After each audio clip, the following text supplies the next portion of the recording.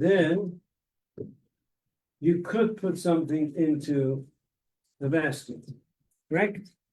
Remember, you have a basket hanging on a nail of a tree. Could you put something into the basket? Yes. Can you take the basket off the tree? No. No. Okay. So everyone remembers this. Good.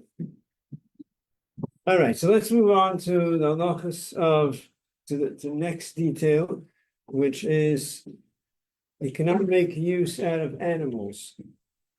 Just like Chacham prohibited us to make use of a tree, and keep in mind that the use of a tree has the two parts. It has the prohibition of using a tree, and then there's the prohibition of muktzah also. Because even if it's, let's say, not a tree, it's only a tree. What about if it's a plant? It's like grass. It's not a tree, but it's still muktzah. So if you're actually moving, this is tall grass. It's not a prohibition of, it's not a tree, but to move it is still muktzah. Now we're going to talk about the prohibition of using animals. There's a prohibition against using animals. Just like you can't use a tree, you can't use an animal.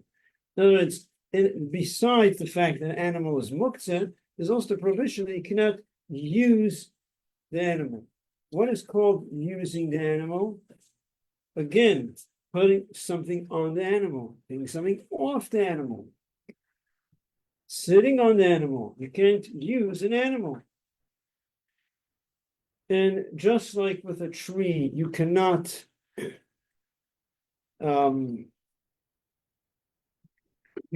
use what we called yesterday the side of a tree.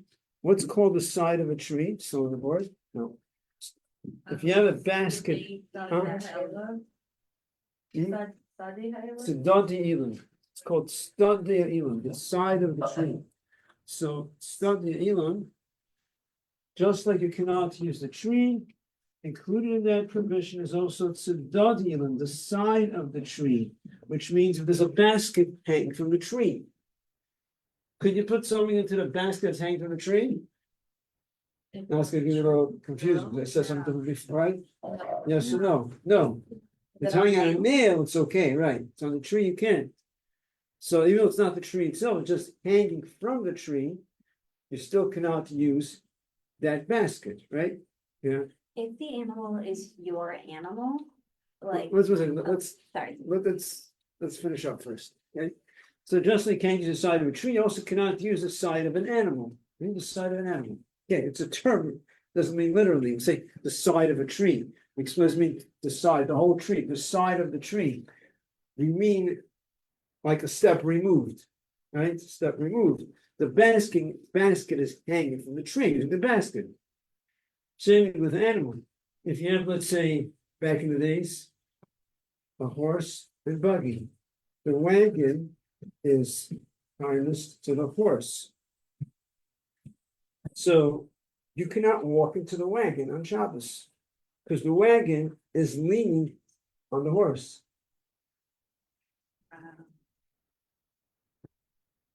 Which is interesting. So you're allowed to walk into a car on Shabbos, but you cannot you can't go into a wagon that's attached to a horse. You said you can walk into a car? You could, it's not prohibited.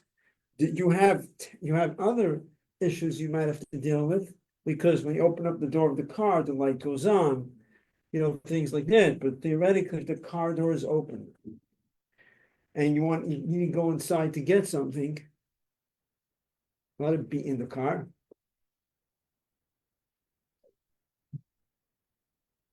It is brought down from Moshe that if you have to get something from the car, you do get it in a permitted way, like we just discussed. It preferably shouldn't be done in public. It shouldn't look a little, but okay, it's a detail. But In public, but it would be a kind of Goyim. No, the public means that it's Jewish people going to see. He says it should be avoided. I'm thinking like a horse and buggy. I mean, I haven't really seen that in a while, but like what if there's the thing that goes on top of the horse? Harness? the harness, and then the buggy's attached to the harness. Wouldn't it Okay, be so the that's, third? right, so that's the thing, I'm not an expert in this, so, well, it could be, if you explain it to me in a way, it could, I'll say it's okay. I'm just giving, trying to be safe. I'm assuming that that the harness is, oops. That the harness is attached to the horse. And the wagon and the harness is one thing. If it's two separate things, it's okay. Like, if you knock a screw into the tree, then you put a basket on the screw, then we said you could use the basket. If that's how it works with a wagon, if you tell me that's how it works, I don't know, then it could be, it's okay. It's like two separate things, a harness, there's a wagon, then the wagon could be okay. That's how it is? I don't know, okay, yeah, I think Okay. so. then it would be okay, all right, next. Okay, so the Chachamim also prohibited us to eat fruits that fell off a tree on Shabbos and Yom Tov. It's a concern that you might come to transgress on the malacha of chaytzah, of harvesting. It's all connected to the malacha of chaytzah, harvesting, severing, tearing something off a tree, severing something that's attached to the ground. So you cannot have fruits that fell off a tree on Shabbos and Yom Tov. And on Yom Tov, that would also pertain to twigs that fell off the tree, because in the old days they used twigs for firewood. You cannot use it on Yom Tov because you might come to tear it off the tree on Shabbos and Yom Tov on your own. Yes. I wonder looking now, like, can't make these animals, can't keep the fruit, because of children, from the offspring from Quaker. No, these are rabbinic prohibitions. Tulda is prohibited by the Torah. So Tulda is anything that's similar to the Av, to the Malach itself. So the Malach, the way it was in the Mishkan, is the Av. In the Mishkan, it was harvesting for the herbs. The Tuldas are anything that's exactly similar, which means tearing anything that's attached to the ground, fruits, branches, fruits, vegetables, and anything. That's a Tulda. These are rabbinic prohibitions. Now we come to the next malacha, which is malacha of Ma'ameh, because after the malacha of Chaytzah comes the malacha of, so now, Chaytzah, and now comes Ma'ameh. Ma'ameh means gathering. In the Mishkan, one of the malachas really in the Mishkan, we already said, was that they had to dye the tapestries a certain color. So they needed the dye, so they had to plant it. So that's what we said, there was plowing, there was planting, then there was harvesting, then there was gathering. After everything was harvested, it was laying on the ground, they would have to gather it all together in the place where it fell down from the tree, or where it was harvested.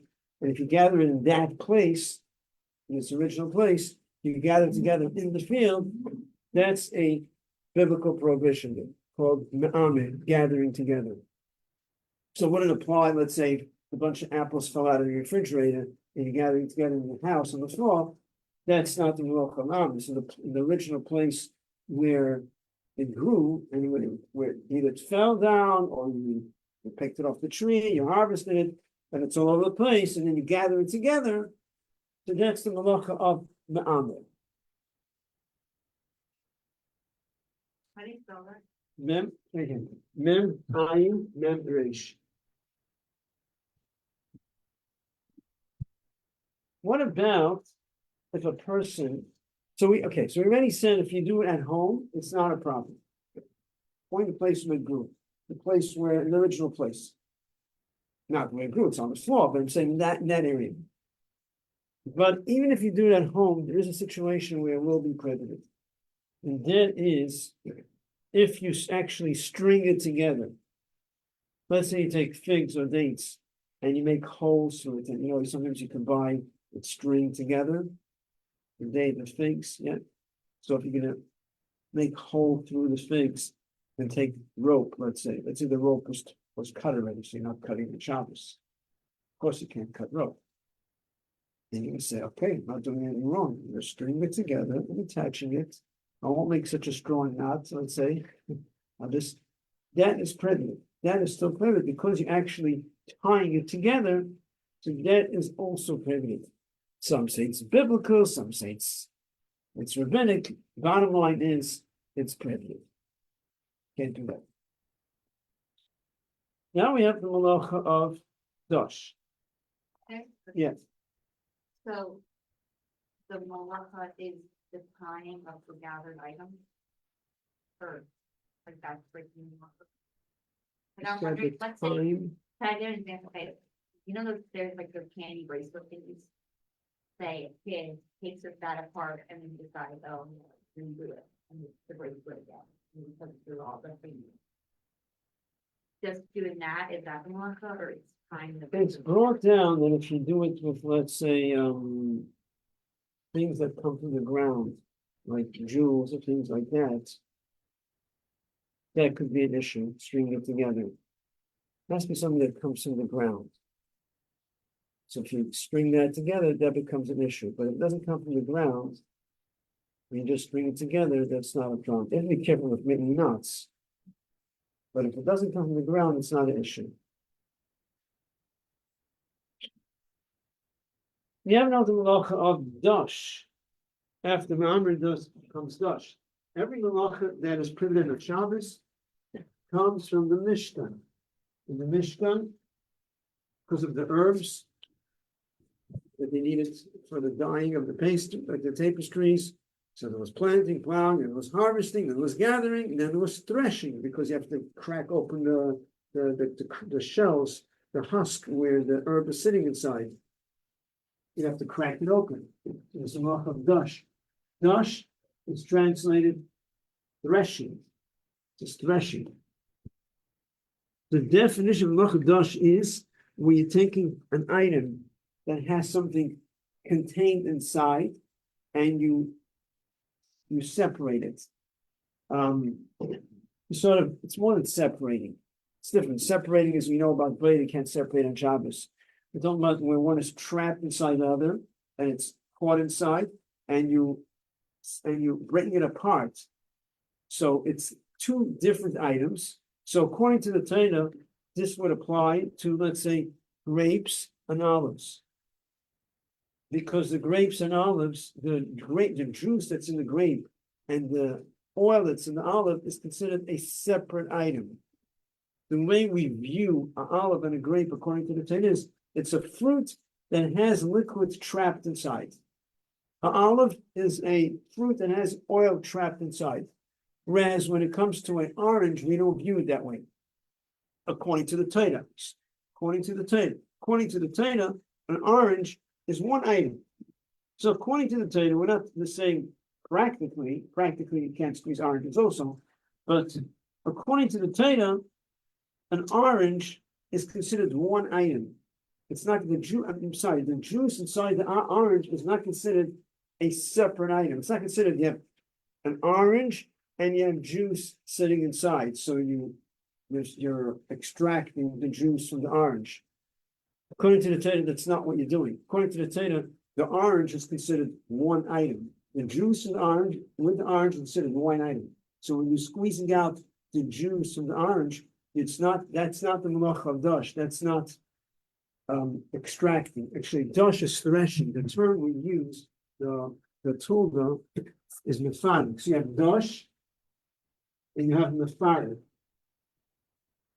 Dash is threshing. Mefarik is extracting. Because dash is what it was in the Mishkan, and mefarik is the tulga. Anything similar to what was done in the Mishkan, the same idea, where you have two separate items, one trapped inside the other, and you extract them. That's mefarik. Mefarik is extracting. So when we talk about squeezing olives and grapes, that's mefarik. That's extracting the juice that's sitting inside the fruit. So the juice that's in the grapes and olive is considered separate from the grape itself. It's not considered one item. We view it as one thing inside the other, and we're extracting one from the other. So that's prohibited according to the Torah. However, for example, an orange, when you're squeezing an orange in Shabbos, even though it's prohibited, but according to the Torah, it's viewed as one item. The juice inside orange is one item, and it's not considered that you're extracting one thing from the other. It's one thing. But with the Rabbanan, it's still prohibited, as we'll discuss. Yes. So are you saying that we can't be free for all of one province, or it's like rather we can't squeeze it? We can't squeeze it. My second Why question. can't you need it? Okay, Yeah. would this have to do with like pistachios or sunflower seeds in like the raw form, like eating that on Shabbos? Pistachios is not considered methodic extracting. Pistachios is considered one item. Okay, It's viewed as one item. It's not viewed as two separate items. okay. And the same would go by sunflower seeds? Correct. It's not in that category. It's viewed as one item, just like an orange is one item. Orange is still prohibited, as we'll discuss. But pistachios is not in the category of methodic. There could be different issues with pistachios. We'll get to it with Beta separating. There's halachas regarding that. But in terms of the halacha of methodic extracting, it doesn't apply to pistachios because it's considered one item. It's not considered like this one thing is contained inside the other. So how does practically apply if we're not gonna be squeezing the juice out of the grape to oil out of olives? Okay, we're gonna get to more situations. We're getting to it. Would methodic include like milking a cow? Correct. Very good. We're gonna get to that. Yeah. Yes, absolutely. Okay, so we started saying that fruits like oranges and what else? Lemons, grapefruits, pineapple is also prohibited. You cannot squeeze in Shabbos. Why? Why is it prohibited? According to the Torah, it's not considered a juice. It's considered like a fruit. It's according to the Torah, it's called the sweat of the fruit, like the body sweats. It's the sweat of the fruit. It's considered one item. Like you take a piece of sponge cake and you squeeze it until it's so oily inside and something comes out. It's one item. It's why is it prohibited rabbinically? Because in countries where they have a lot of oranges, like the United States, they do squeeze it for its juice. It's juice. People drink it. It's not just a fruit, but they juice it, and people drink the juice. So therefore, rabbinically, it comes to the category of juice. Therefore, you're prohibited to squeeze grapefruits, oranges, lemons, pineapple, any fruit that you make a lot of in countries where they have a lot of these fruits and they make juice. You cannot squeeze these fruits on Shabbos and on Yom Tov too. You mentioned milking a cow. Milking a cow is the same issue. Milking a cow was prohibited by the Torah because it's considered two separate items. It's the cow, which is food and liquid. So according to the Torah, you cannot milk a cow on Shabbos and Yom Tov. So what do? At a farm, you have cows, you just don't milk them? No. Obviously, they need to be milked. So what you do is you have a non-Jew do it for you. Or machinery that you set beforehand, is that allowed? You put it in the machine, wow, that work. Like you can, like, on an automatic timer that's already hooked up before Shabbos. Like they have equipment that like you hook up to a cow or whatever animal, and then at certain times of day, it's set to automatically milk them. But would Yeah. it probably on the machine like kind of, Unless I'm not using stuff. does Like, that happen? Is that typical, like the cows on the machine all day long? so, Yeah. They keep them, if they keep them there all the time, no problem. Yeah, it's not a problem. Yeah, works. Yeah. Now, there are fruits that people don't squeeze for the juice. Yes. But isn't there an issue with like quality straw? If there's non-GMO in the and what do it become like, they're replying on? Yeah, but you're watching it. Mm. Yeah, on your dinner. Yeah, have a Jew there 7 days a week in the barn, yeah. There are fruits that people do not use for the juice, like for example, cantaloupe. You ever heard of cantaloupe juice? Okay. Yeah? They sell cantaloupe juice in the stores? Yeah, you do? It's nectar, right? Really? It's nectar. Not cantaloupe. Watermelon juice they sell? Yeah. You do? Yeah, that's all. People drink watermelon, it's a juice that people drink? Yeah. Okay, so things change and a lot of changes. Okay, so put it this way, if, let's say it's a juice, let's say a juice that, is any juice that, food you can think of that people don't, Strawberries. what, banana juice? Banana you can't really squeeze out, a lot of drink, okay, yeah, let's just hypothetically, Maybe jackfruit juice. Okay. I've never had watermelon juice. I don't know. all right, so let's say, just for the sake of understanding the halacha. Let's say people don't squeeze cantaloupe for its juice, yeah? Are you allowed to squeeze cantaloupe for its juice on Shabbos? If people don't do it, it's not the derech, people don't do it. Then, according to halacha, you would be allowed to squeeze it for its juice, because people don't do it. Let's say if that's the case. But it's still brought down, it's better to be strict and not to squeeze it for its juice.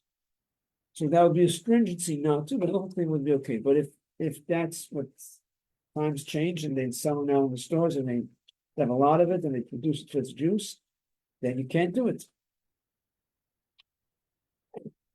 Now, you have a sponge on Shabbos. So you want to use a sponge, what, so for the dishes, whatever, rag. When you are using the sponge or the rag, you're putting pressure and there's liquid coming out from the sponge or the rag.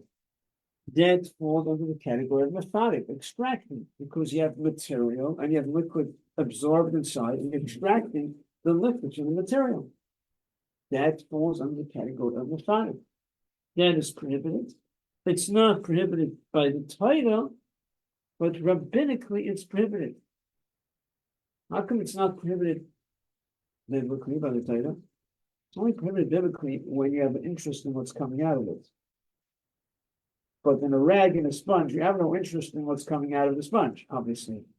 So it's only a rabbinical prohibition, but it's still prohibited. So when you're using sponges, you're wiping up things, spills, have to be careful. After you wipe it up, just carefully take it and put it somewhere. Don't keep on pressing against it. When it's starting to become saturated, don't keep on pressing on it because you're going to be squeezing water out of it. You gotta be careful with that.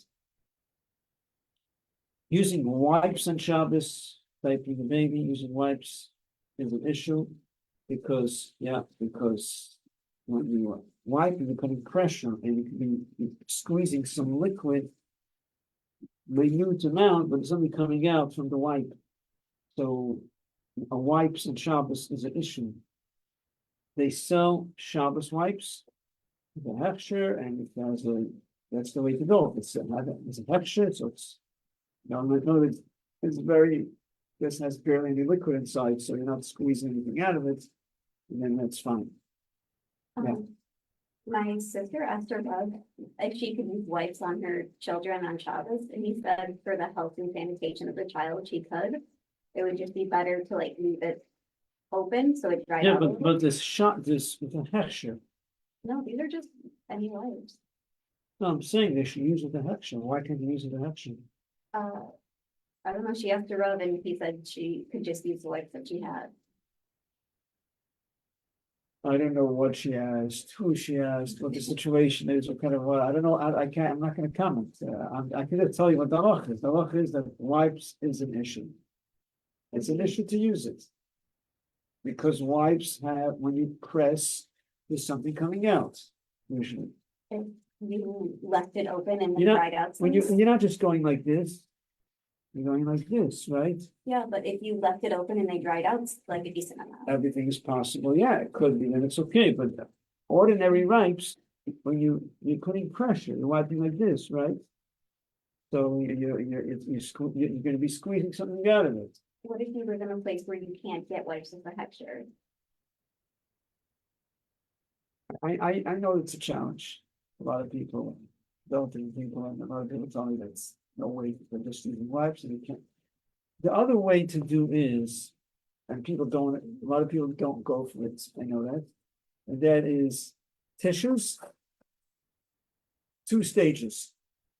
Tissues is stage one. Yeah, step one. And then you use a spray bottle and you spray. And then you use tissues again. Not everyone likes it. A lot of people feel that this is like, but that's the best way. If a person can't handle that, I say use Shabbos wipes as a hechsher. What's that bathroom that time you use? Huh? Bidet.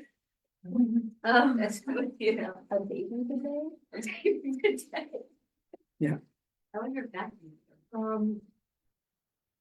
What do I people don't do? know what that is. A bidet is like a bath, it's like a toilet and then it sprays water. They make a squeeze bottle version. Oh, it sprays water on the person. Yeah, What's wrong? I wonder if it smokes up. With electronic. Is it electronic? I don't know. No, They make not like that ones that are like a squeeze bottle. then that one, Not necessarily it's electronic. It's clear. I've seen it. You press it. It's on the side of the toilet. Then you press it. does that look good? Why? If it's just a spray bottle, I ought to spray Yeah. its own. You're just spraying water. I'm trying to think like in the olden days, what would they do to like to diaper their children? Would they do the method that you had said with like the tissues? What's the point in figuring out what to do? I'm not putting down the question. I'm just saying What's the point? What- Explain. what I'm trying to understand how people did this beforehand, because we're like with a texture, baby wipes, whatever, but you're saying, I'm imagining in my head. The tissue version that you were saying was probably like what's the solution in halacha? Is this like a common thing, or we just made this up with the tissue situation? Like, I know for sure we made the hechsher with baby wipes up recently. That's a thing in modern history. So like, Right. what was the solution for them in the past? Was it the tissue thing? They didn't have tissues though, those days. So what did they do? Little diaper. Question is, what did adults use? What the what? Adults. Is. Talking about diapering children. What about everyone else? We didn't have tissues those days. Well, one thing I can tell you is from Shulchan Aruch, I haven't done history, research on history. Shulchan Aruch, it speaks about on Shabbos, the Ox of Muktzah, become lenient with Muktzah when it came to, things that have to do with what's called Kavod Abriyos, the honor of creations, which includes, so it seemed like they had a type of a pebble that was very smooth. They had it, where they got it. That's discussion enough. Generally, rocks and pebbles are muktzah. If it says it's okay to use it because Kavod Abriyos is the honor of creations. So these were pebbles that were smooth, and that's what they used. So that's what the adults use. That seemingly that's pretty much what they used. So what do they do with children? They use the same thing. And they had issues back then with hygiene, and it was from different things that they had, you call it different what do you call it, different plagues that they had and sicknesses that went around. It wasn't up to par the way it should have been, but Yeah. Sorry, maybe stop the mistake or thing. I like in your Tishrei, I will have a lot of kids someday. And that's a shame. if I have like 6 other children and a new baby and I'm sleep deprived and it's Shabbos and I need to change a diaper. And I don't have a spray bottle because it's filled with mold because the baby is playing with it in the bathtub. Every household, their spray bottle is filled with mold because the baby plays with it in the bathtub. What? You can always, Okay, you can sorry. always keep it somewhere. I mean, Okay, but let's say I don't have one. Let's say I'm living on a farm in Yom Tishem and it's Is it so? I know. Rub them. okay. you're asking, okay, She's asking her. we have to distinguish between what's the halacha, what do we do, and what could be done, and then what if, there's always a lot of situations, it's fine to discuss it, but it's not it doesn't take away from what we're discussing. We're discussing how it's supposed to be done. What if you're stuck and you have nothing? You have no spray bottle, what do you do? Okay, so you want to discuss if you have no spray bottle at all you have is wipes? Yeah. So what should you do? You should use wipes and clean your baby. Like, can you do it gently in a way? Like, I You know, got tissues. So you have no tissues. Find a rock outside. It makes it much, I just don't want to break this, but I'm having a hard time with it. yeah, but you're asking a question that you're saying, "Eretz Hashem," so you're talking about you're planning something, so the question would, your question should really fit in, so you're planning something, not, what if it happens, I'm stuck in an island and I don't have anything? You're asking, you start off asking that, Eretz Hashem, how am I gonna do this? So you could plan it, you could have spray bottles that the kids can't get hold of, you could have access to tissues, you could have, so you have no choice, it's a different situation. Yeah, I mean. Yeah. We're being clear. Thank you. Thanks for your patience. Now. What about taking a fruit and sucking out the juice from the fruit? Let's say you make a hole in the fruit, you cut into it, and then you suck out the juice from the fruit. It's like to do that. Is that called squeezing?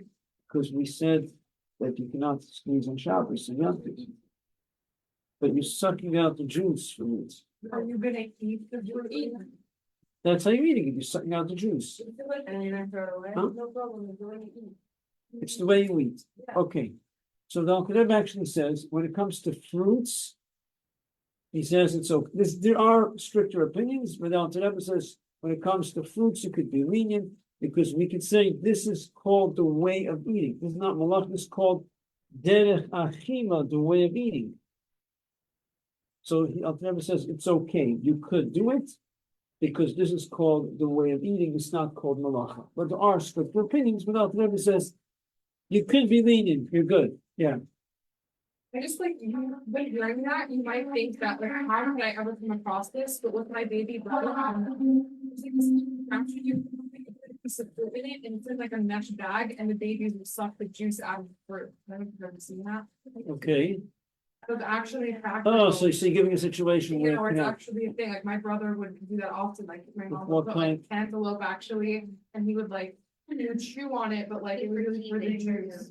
Yeah. Right, they put right. frozen So it's fruit in actually it a to thing, eat. it's not like Right. some like weird person like taking their fruit and eating it like that. Right, okay, it's something that people actually, okay, good, very good. Like Yeah. teasing. Yeah. Now, however, if you're doing it not with food, doing, let's say with challah, let's say you want to dip your challah in the soup or whatever, and then suck out the juice from the challah. That already, one should be strict. That is something that is brought down that we should be strict about. Though there are lenient opinions there too. But Alter Rebbe says that's better to be strict. It's good to be strict. Alter Rebbe says Torah lebracha, and a blessing will come upon him, because in other words, it's a good thing to be strict and not to suck out the juice from the challah. Can I show you a picture? This is what it looks like. Oh yeah, I've seen it. Yeah. There, and then the Oh. Sucks on the fruits. Yeah. Okay, there's no problem with that.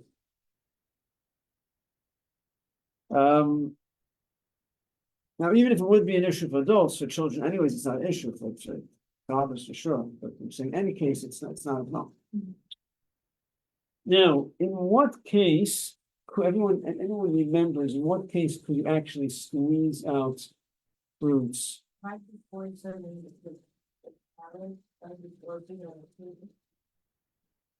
Exactly. So if I'm about to drink orange juice, I could take oranges and squeeze, make myself a cup of oranges and drink the oranges because I'm going to eat right away. Is that what you're saying? No. If it changes the flavor. Oh, right, to improve the flavor. If you're squeezing a lemon, let's say, into the salad. So it's, yeah, that's what you meant. Right, so the point is not because you're doing it right away. The point over here is because being that you're squeezing it into the food, into solid food. So now what happens is we view the liquid not as a liquid, we view the liquid as a solid. The issue with squeezing a lemon, let's say, is because you're extracting liquid from solids, two separate items, solid and liquid, extracting one item from another item, two different items. But being that the liquid, lemon juice is going into solid food, it's going into the salad. So now the lemon juice attains the status of the solid food that it's going into, because that's what the purpose is for. So we don't view it like you're squeezing liquid from solid, but rather we view it as you're squeezing / extracting solid from solid. And it's not a problem. So it has to go directly.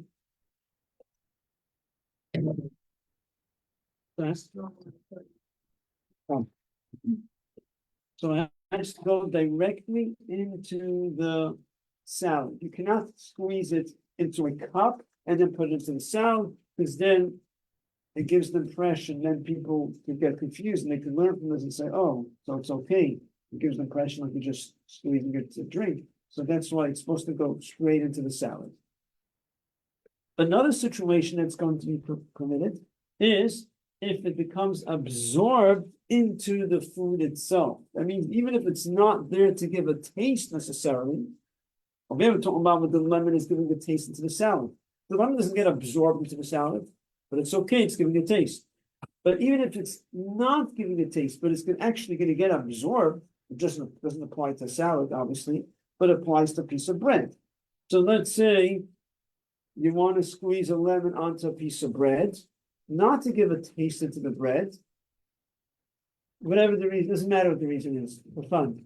You want to, the juice is going to actually get absorbed into the piece of challah.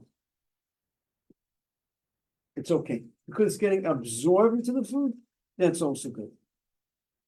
But it does not apply to squeezing the lemon into sugar. Why not? It means I can squeeze lemon into the sugar. The lemon get absorbed into the sugar. Would that be okay? But what are you doing with the sugar? You're gonna put the sugar into the tea.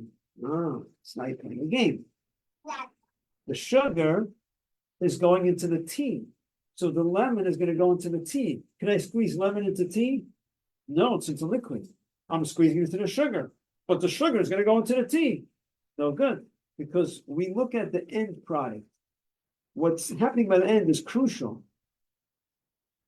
Being at the end, your intention is it's going to go into the tea, so it's pretty. Yes, not a question. You know, if you squeeze, the lemon into a salad and the steams come out, you take it to the salad and stuff. No, it's separating. Take all the salad out. Yeah, take all the salads. You can squeeze through your hand and like catch the seeds. I've seen a lot of people do that at meals. Is that allowed? You hold it to the bottom like this. Yeah. I thought you can have So you're it specifically holding it a certain way to catch the seeds. Yeah, like It sounds problematic. if you're squeezing, like if you're squeezing it upside down, Upside and then down. the juice is overflowing, Yeah. and none of it leaves the actual lemon. Oh, that's something else. Okay, I didn't get that. You're not separating. You're just holding it upside down, so the seeds won't fall out. Yeah. Oh. So you're not holding back the seeds. It's automatically the seeds will just stay there because you're squeezing in a certain position. That sounds like a good idea. That should be okay. You use a lemon squeezer? But then you're squeezing it into a bowl. No, it's like the machine that like, it's not machine, they're like handheld things that you put the lemon in and you hold it over the salad. It's just like, it's a specialized tool. The specialized tool that's for squeezing. Yeah.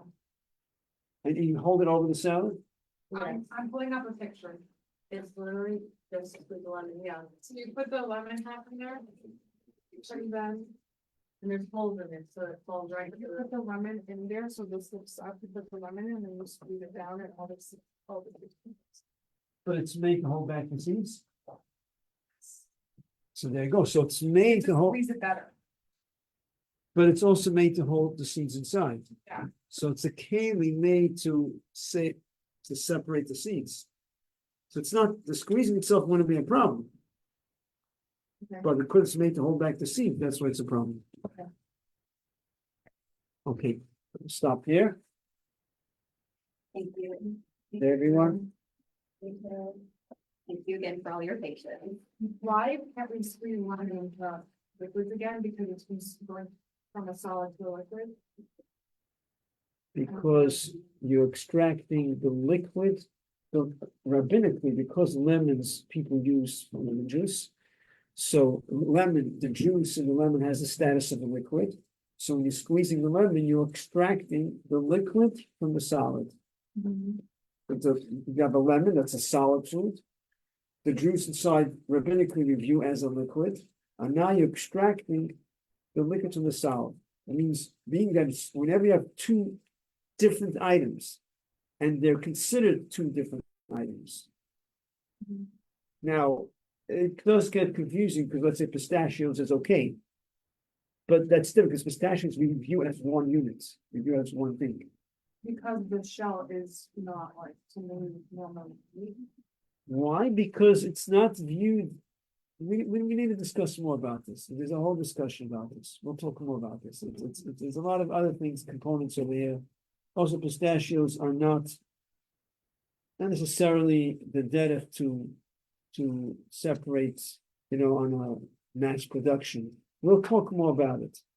Okay, I think my question specifically is like, why is it allowed to squeeze lemon into food but not into food? But you're saying it's Right. because. Oh, why into food it's okay, because being that it's going into the issue is because you're extracting liquid from solid.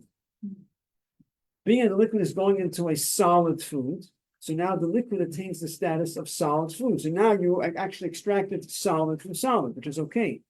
But if you're squeezing it into tea, it doesn't solve the issue. Because you're extracting from liquid. You're to actual extracting- liquid. You're extracting liquid from solid. Right. Okay, that makes sense. Thank you.